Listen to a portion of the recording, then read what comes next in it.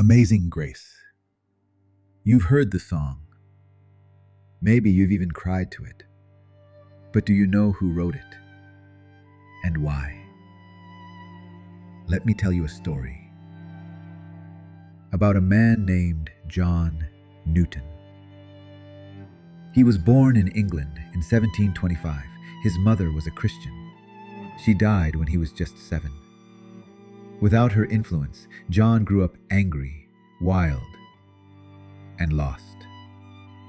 As a young man, he worked on ships, not just any ships, slave ships. He helped capture and transport human beings, sold them like cargo. John was cruel, hardened. Even other sailors thought he was out of control. They called him the Great Blasphemer. But everything changed.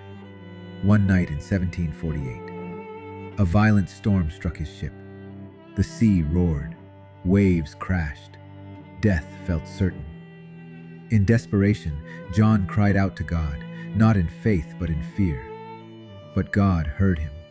The ship survived, and so did John. That night sparked something in him. It wasn't instant, but slowly, God changed his heart. Years later, he left the slave trade completely. He became a preacher, a man of God, and in 1772, he wrote a hymn, a personal testimony, a confession, a song we now call Amazing Grace. Amazing Grace, how sweet the sound that saved a wretch like me. That wasn't just a lyric, that was John Newton, a wretch, saved. He spent the rest of his life fighting against slavery. He even mentored William Wilberforce, who helped end the slave trade in Britain. John Newton never forgot who he had been, but he never stopped thanking God for who he had become. So the next time you hear Amazing Grace, remember, it's not just a hymn, it's a rescue story, a second chance, a miracle.